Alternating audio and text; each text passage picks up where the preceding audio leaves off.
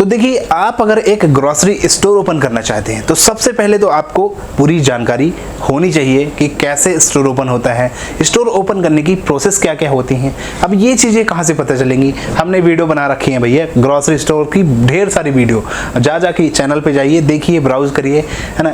चाहे रैक का वीडियो हो, चाहे बिलिंग मशीन का वीडियो हो, जो भी चीज़ आपको चाहिए हर एक चीज़ की हेल्प हमने की है और वही चीज़ हम आगे करते जाएंगे।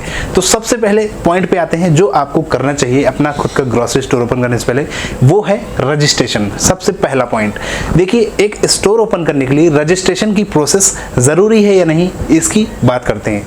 रजिस्ट्रेशन करवाना यानी कि देखो, ग्रोसरी स्टोर ओपन करना है तो भैया कागजात जो होते हैं आज के डेट में, कागजात कार्यवाही, रजिस्ट्रेशन, ये सब बहुत ज़रूरी होता है, क्योंकि एक टाइम आता है जिस पे आप फंस जाते हैं जब आपके पास लाइसेंस नहीं होता है, बिजनेस कर रहे होते हैं, जीएसटी नंबर नहीं होता और आपको कुछ पेनल्टी लग जाती है, बहुत दिक्कतें आ जाती हैं आपके बिजनेस में अगर आपके पास प्रॉपर डॉक्यूमेंट्स नहीं है तो देखो रजिस्ट्रेशन में क्या क्या, रजिस्ट्रेशन में यार सबसे पहले तो एक ट्रेड लाइसेंस होता है कि जितना भी हम बिक्री कर रहे हैं उसका ट्रेड लाइसेंस, जीएसटी वगैरह देना पड़ता है।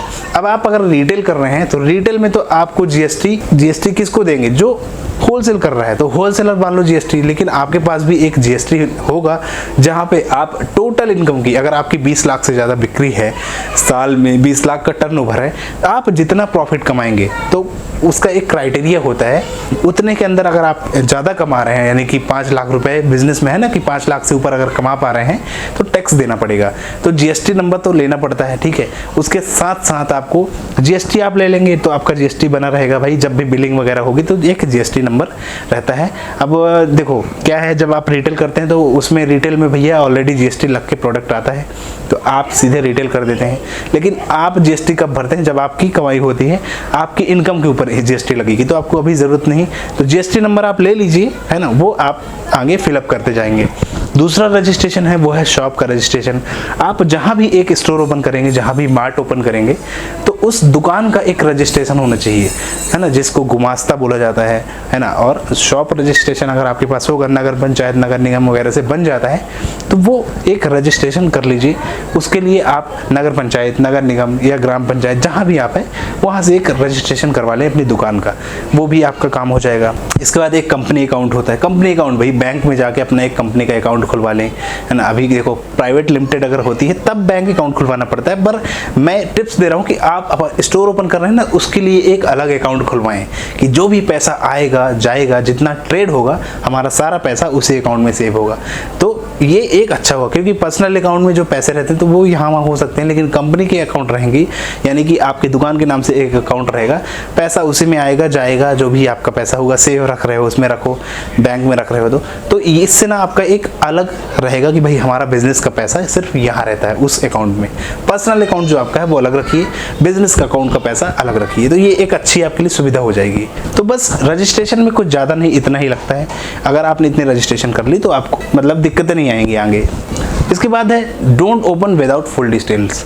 अब फुल डिटेल में क्या भैया, आप अब जब स्टोर ओपन कर रहे हैं तो पहले पूरी जानकारी ले लीजिए, पूरी जानकारी कलेक्ट करिए कि भाई हम जब स्टोर ओपन करेंगे तो हमें रैक कहाँ से मंगाना है, हमको बिलिंग मशीन कहाँ से लेना है, हम अपना स्टोर ओपन करेंगे तो इंटीरियर कैसे बनाएंगे, हम अगर इंटीरियर इस तरह से बनाते हैं तो हमें इसमें प्रॉब्लम हो सकती है, क्या क्या चीज़ें, सारी चीज़ों को समझें और अपना जो भी डिटेल्स है वो सब समझें कि भाई मेरे को ये चीज़ें करना है। और एक प्रॉपर डिटेल अगर आपके पास होगी ना तो वो आगे काम में आएगी। तो सारी डिटेल्स को कहाँ से मिलेंगी? डिटेल हमारे चैनल पे मिलेगी, नीचे सब्सक्राइब का बटन दिया है, सब्सक्राइब करिए, आपको डिटेल्स मिलती जाएंगी, ग्रोसरी स्टोर से रिलेटेड, बिजनेस से रिलेटेड, स्टार्टअप से रिलेटेड।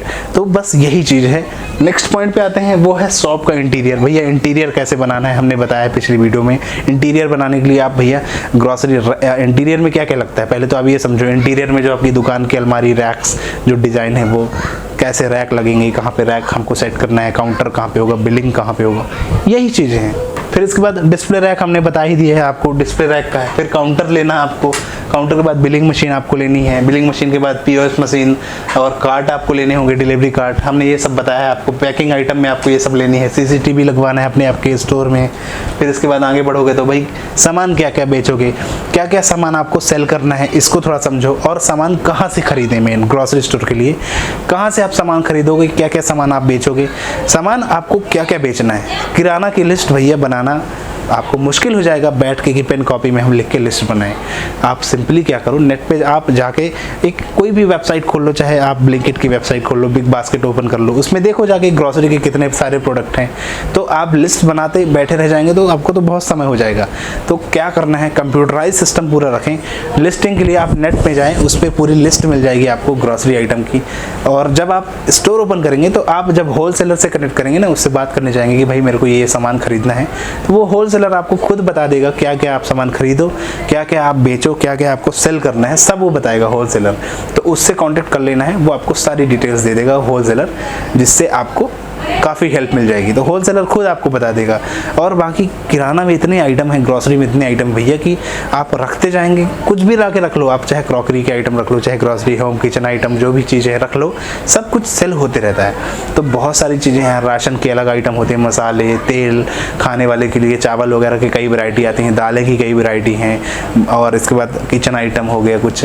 तो भाई लिस्ट क्या है, लिस्ट आपको निकालनी पड़ेगी नेट से, आप क्या क्या सामान रखने। तो पूरी एक प्रॉपर अगर जानकारी होगी ना तो आपको वो आगे हेल्प करेगी, सिंपल सी बात। तो ये हो गई थर्ड।